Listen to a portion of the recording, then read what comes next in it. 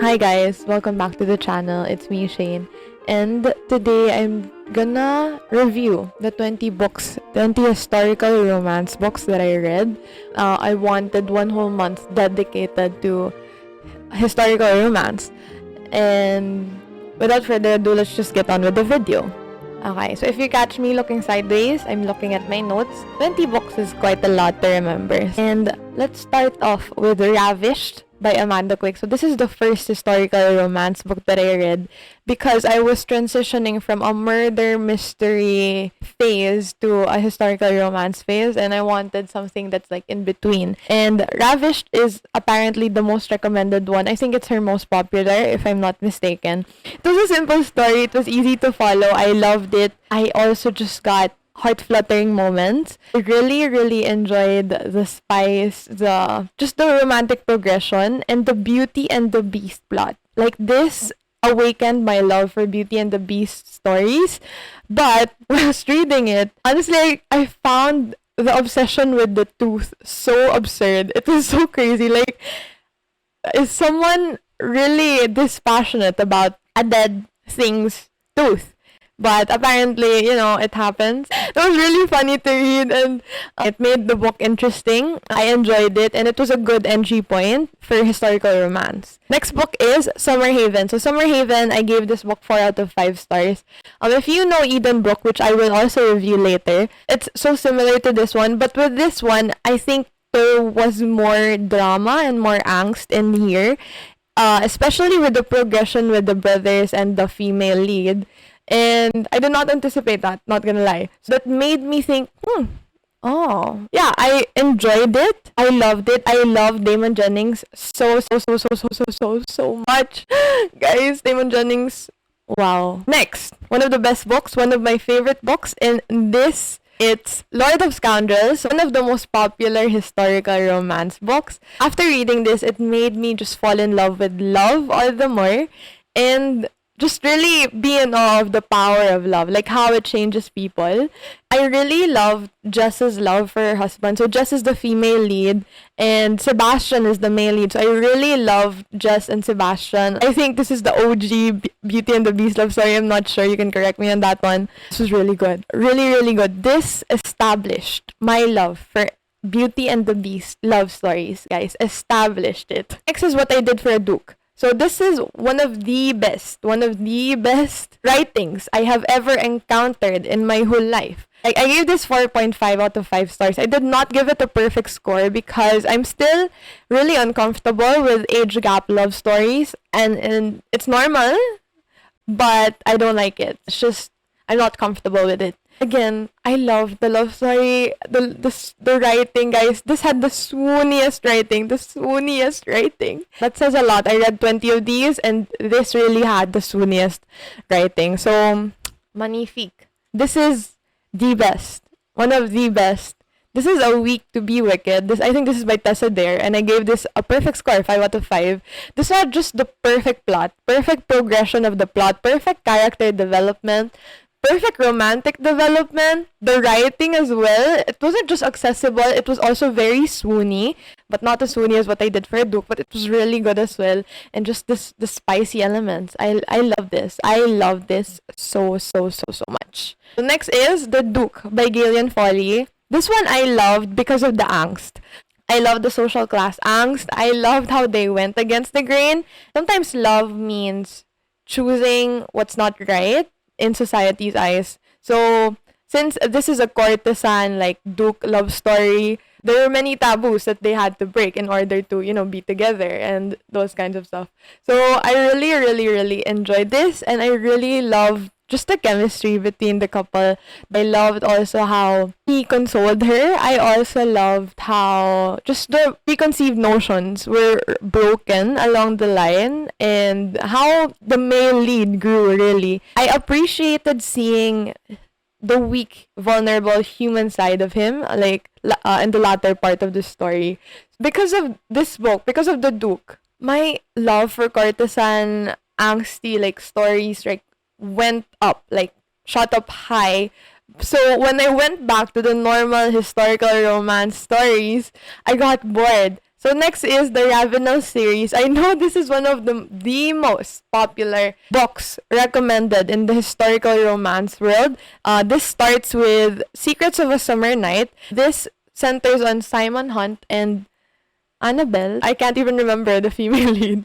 So I gave this book a 2 out of 5 stars because I got bored, really. Once you read so much of such similar books, you kind of see a pattern. So I was really at that point already. Can be swoon-worthy, heart-fluttering if you want to start. If you want to start with historical romance books. You don't read this like after you read the good ones. No, you read this like as an entry point. The next book I enjoyed. It happened one autumn. So this centered on Marcus Westcliff and Lillian.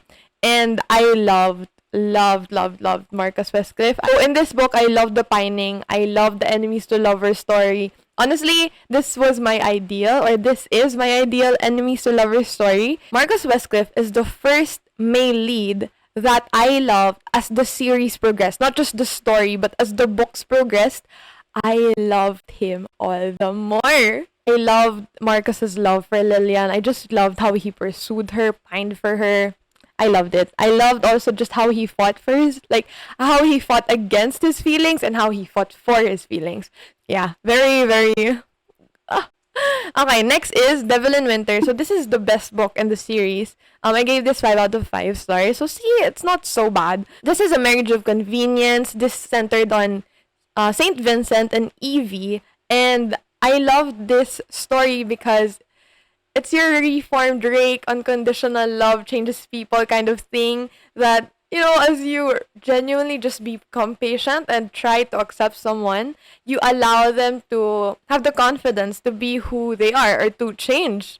Sometimes kasi people, I think, have this desire to change for good, but it's just that they don't believe that someone believes in them, that there is good in them.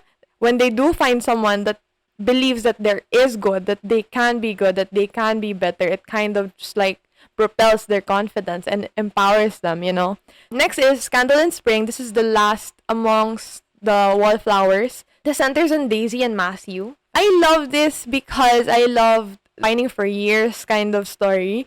And I also love Daisy.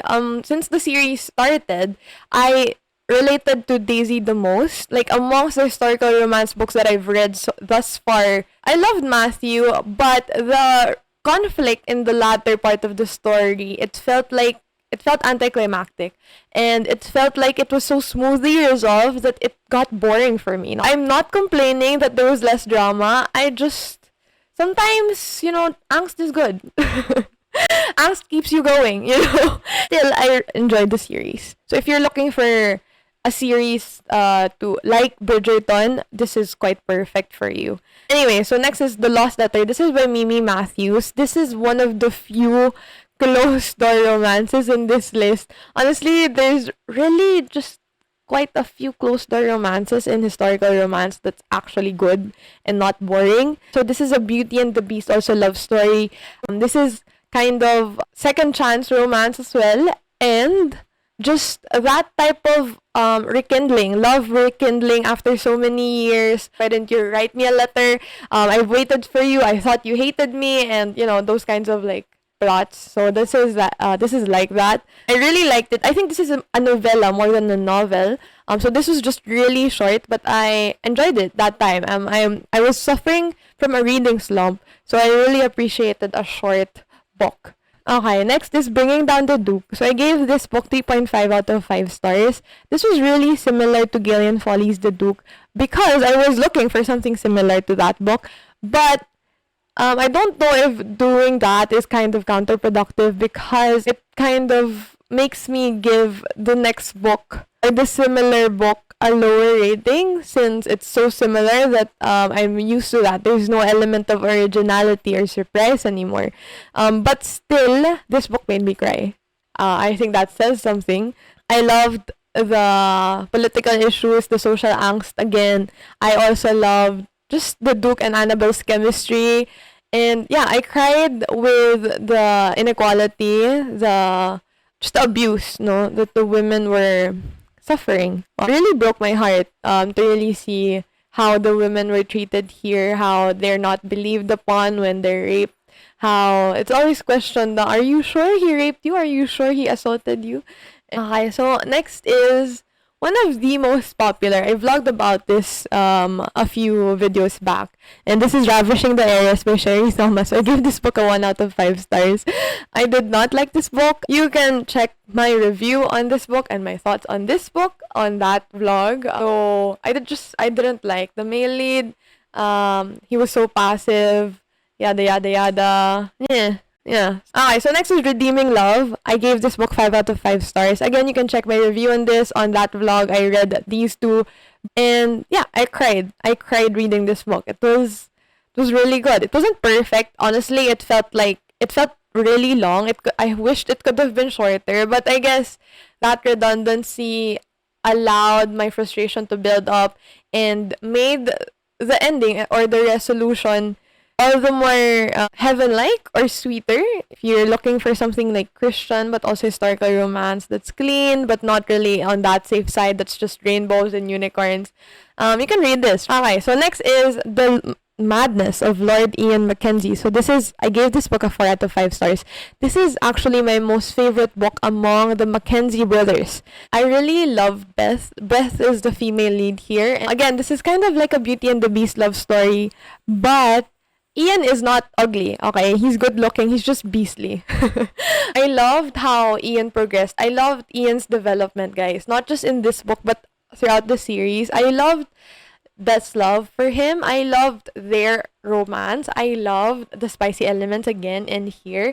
I just love how finding love allows you to be secured, allows you to be more confident in who you are, and it allows you to be yourself, live as you are. So this book was a good entry point for the series. Like, it introduced the family really well, and at the same time, it gave me that curiosity to find out more about the brothers. So that allowed me to continue the series. So that's why I read the books about the 4 brothers. So the next brother. This is Mac. So this is Lady Isabella's scandalous marriage. So I gave this book a 3 out of 5 stars. It was an easy read, but it wasn't as good as the first one. I always love a good second chance romance, and this is what it was. I loved also that adoption part of the plot. I also loved that. I loved Amy's role and how she developed and how she progress the story and progress the romance in here. I also loved Mac and Isabella's development. They got me frustrated in some parts because they're both so stubborn and both so selfish. But, that happens in real life and people are genuinely like that. I also liked how passionate they are about one another. And they did make mistakes along the way. So again, that's why it's a second chance romance. So it allowed them to heal, you can see that, allowed them to move forward, how those take strength and courage to do. One thing that I would like to note is that I wish historical romance focused more on just building the intimacy and the love amongst couples, not limiting that with physical intimacy. I've realized in historical romance that physical intimacy is the main driving point as to how people get closer. I get that, but I wish that there was something just more substantial, more mental, more emotional, more soulful aspects of the story. Anyways, moving on. So we're going to the third brother. So this is, the next book is The Many Sins of Cameron Mackenzie. So I gave this book a 3.75 out of 5 stars. Okay, it didn't reach 4 stars because I just couldn't give it a solid 4. It just felt like it did not deserve that. But I did love Ainsley and Cam. So Ainsley is the female lead here and Cam's the male lead. And I love the development of the characters. I also love the family cameos in here. I love that there were so many Mackenzie babies by this point. I loved it. But I loved how this portrayed that even strong looking men get hurt and that they have trauma and that, women can hurt men. My heart did hurt for Cam and the abuse and the trauma that he went through with his previous wife. Okay, another note is I really loved Daniel. Daniel is basically the firstborn in the family. So he's Cam's son because Cam is the first one to get married amongst the brothers. So it's not with Ainsley, okay? So it's from his first marriage, and I just love Daniel's progression, how he grew up. I'm so proud of him. I love him.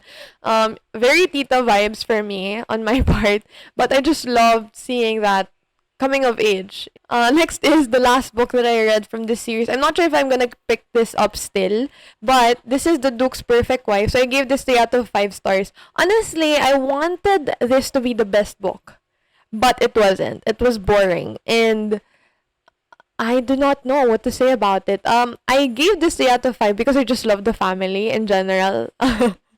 But the story with Eleanor and the Duke, I did not like.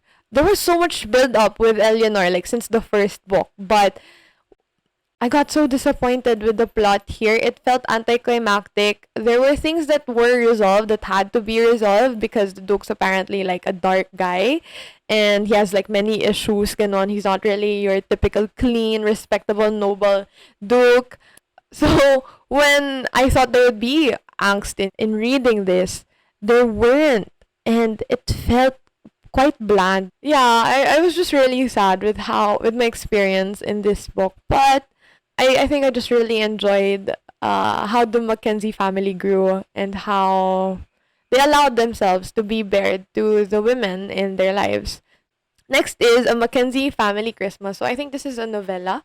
This is just the family really spending Christmas together, and I think this just ties up the stories of the brothers very well, and you get to see them in with their families and finally experiencing some happiness which they deserve. Now on to the last book. I gave this book a 5.5 out of 5 stars. This is the best book that I read amongst this pile, and this made me want to read more historical romance books. So this is a closed door romance, and it's these types of books that I appreciate and love so much, that you do not need physical intimacy to make people feel heart-fluttering stuff, or to make people feel like this is a good love story. This is Edenbrooke by Julian Donaldson, and I loved everything in this book. I love the plot. I love the characters. I love Philip Windham. Philip Windham is the male lead, but I also love the female lead.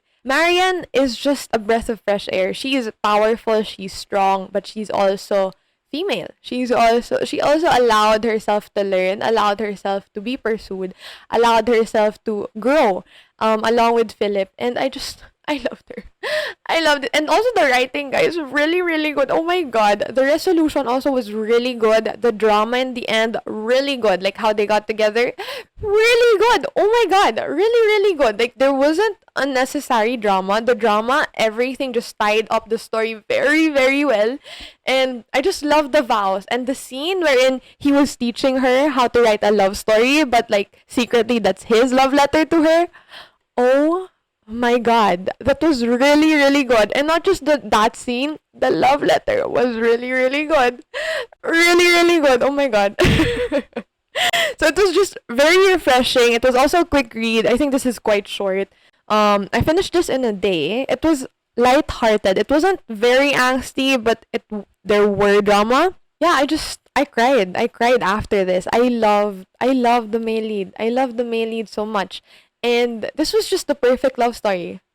The book Summerhaven is similar to this, but I love Philip Windham more because he was more forward. He was more just honest, really. He was so clear from with his intentions from the get-go that I love those types of like guys. And there's a side story in this one. So that's Heir to Edenbrooke. So that tells the story about prior to meeting Marian. It's Philip's POV. So basically, he's just tired because he's the most eligible bachelor of the whole ton or society. And everyone's just pining for him. Pining for his money, for his position, and all those things. And he was just so tired of the mothers and the daughters. And he was almost about to run away from Marian. But something happens. And I'm gonna read an excerpt from that one. And it says here, I gazed into her eyes and saw more strength and steel and moral conviction in their depths than I had seen in any woman. And mixed in with that steel was innocence and intelligence and wit and vulnerability and humor and more I had not even guessed at. A trap closed around my heart, and in that moment, I was helpless. Whether she loved me for my money or myself, whether she loved me at all, whether her heart was even available for the winning, none of it mattered. I was smitten to the core. Guys, oh my god, who talks like this? Let's just raise like my standards to a whole new level.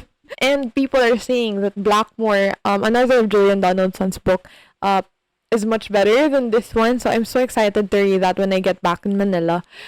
Okay. Let's just collect ourselves.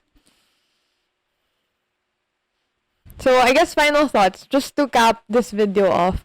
Number one, I will be reading more historical romance books. I think historical romance books are my new comfort reads. Number two, I loved how just this allowed me to peer through the society in general, in the past, I don't know, century. Really just how society has progressed now.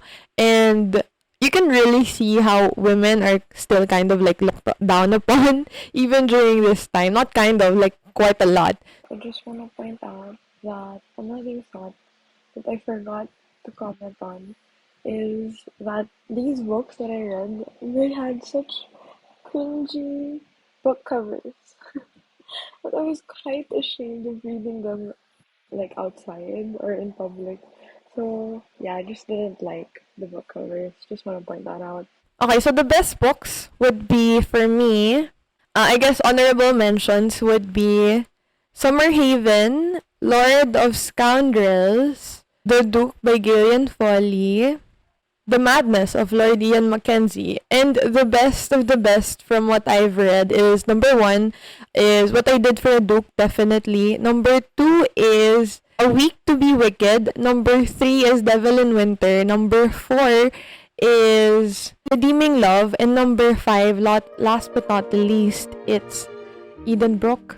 So good, guys. So yeah, that is the video for today. I hope you enjoyed it. I think it was just fitting that I finished Queen Charlotte, and my thoughts on the Queen Charlotte story. I also love the Queen Charlotte story in the series on Netflix, and I think it made me want to encourage more people to read historical romance because there's just so much goodness. Thank you for watching, guys. I hope you enjoyed this video. If you have any comments, any suggestions, any similar suggestions, especially with Edenbrooke, guys. If you have similar books that you can suggest, please comment them below. I'm sorry for fiddling with my hair quite a lot in this video. I'm really still not comfortable with it. And yeah, I hope you enjoyed the video. Thank you for watching, and I'll see you in the next one. Goodbye!